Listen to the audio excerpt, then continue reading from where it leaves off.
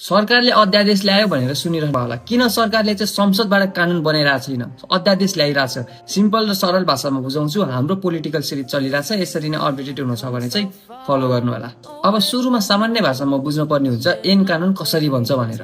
अब यहाँनिर विधेयक भनेको चाहिँ बुझ्नुहोस्, विधेयक भनेको चाहिँ आइडिएसन स्टेजमा भएको कुरालाई चाहिँ विधेयक भनिन्छ र त्यो विधेयक चाहिँ संसद हुँदै अथवा अध्यादेश हुँदै आएको कुरा चाहिँ त्यही पछि कानून बन्ने हो। अब यहाँनिर पनि विधेयक चाहिँ दुई प्रकारको हुन्छ हेर्नुहोस्, एउटा सरकारी विधेयक हुन्छ भने अर्को चाहिँ गैर सरकारी विधेयक हुन्छ। यो सरकारी विधेयक भनेको चाहिँ सरकारको तर्फबाट मन्त्रीहरूले चाहिँ यसलाई अगाडि बढाउँछन् भने गैर सरकारी विधेयक चाहिँ मन्त्री बाहेक अन्य सांसदहरूले चाहिँ अगाडि बढाउँछन्। अर्थ विधेयक बाहेक विधेयक रजिस्टर चाहिँ दुईटै सदनमा हुन पायो। अप्पर हाउस राष्ट्रिय सभामा पनि हुन पायो भने लोअर हाउस प्रतिनिधि सभामा पनि हुन पायो। तर अर्थ विधेयक भने लोअर हाउसमै रजिस्टर हुनुपर्छ। अब संसदमा चाहिँ यो विधेयक रजिस्टर हुन्छ। रजिस्टर भइसकेपछि सामान्य रूपमा चाहिँ यो संसद बैठकमा चाहिँ विधेयक चाहिँ ल यस्तो विधेयक आउला छ भनेर चाहिँ त्यहाँनिर प्रस्तुत गरिन्छ। अब यो विधेयक किन आयो, यसको आवश्यकता किन पर्यो, यसको उद्देश्य के हो भनेर चाहिँ त्यहाँनिर सांसदहरू बिच चाहिँ अब त्यो बैठकमा सामान्य डिस्कसन हुन्छ र सांसदहरूलाई चाहिँ होइन यो विधेयकमा चाहिँ अलिअलि चेन्ज गर्नुपर्ने रहेछ, यस्तो यस्तो बुदाहरू चेन्ज गर्नुपर्ने भयो भनेर कुनै पनि सांसदलाई लायो भने चाहिँ त्यहाँ संशोधन प्रस्ताव भन्ने हुन्छ कि भनेको चेन्ज गर्नु पर्यो भनेर चाहिँ त्यहाँनिर रिक्वेस्ट गर्न सक्छन्। अब यहाँनिर चाहिँ इम्पोर्टेन्ट स्टेप आउँछ, त्यो भनेको संसदीय समितिको। हेर्नुहोस् अब संसदीय समिति चाहिँ के हो, यिनीहरूको काम के हो भन्ने कुरा मैले लास्ट भिडियोमा डिस्कस गरेको छु, प्रोफाइलमा पिन्छ भिडियो चेक गर्न सक्नुहुन्छ।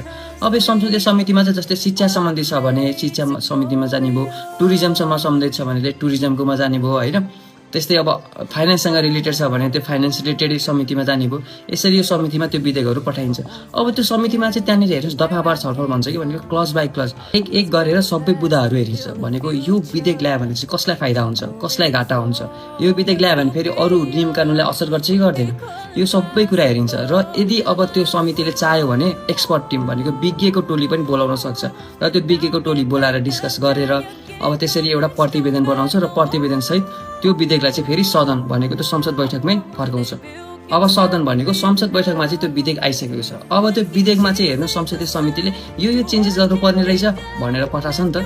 हो त्यो सदनलाई लाग्यो होइन यो चेन्ज गर्नै पर्ने रहेछ भन्यो भने चेन्ज गर्न सक्छ, होइन भने केही चेन्ज नगरी पनि प्रतिनिधि सभाको बहुमतबाट चाहिँ त्यो बिल पास हुन पायो, अगाडि बढ्छ। अब कुरा तपाईँलाई थाहा नै छ होला, दुईटा सदन हुन्छ, एउटा भनेको चाहिँ लोअर हाउस भनेको प्रतिनिधि सभा, अर्को भनेको चाहिँ अप्पर हाउस राष्ट्रिय सभा। अब यसरी बुझ्नुहोस् यो विधेयकहरू चाहिँ एउटा सदन लोअर हाउसबाट पारित भयो भने अप्पर हाउसबाट पनि पारित हुनुपर्ने हुन्छ। जस्तै अप्पर हाउसबाट पारित भयो भने लोअर हाउसबाट पनि पारित हुनुपर्ने हुन्छ।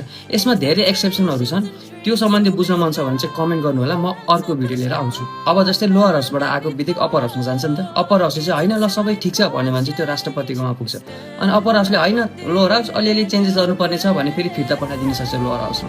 अब त्यहाँ लोअर हाउसले चाहिँ अलिअलि चेन्जेस गर्न सक्छ राष्ट्रिय सभाले भने जसरी।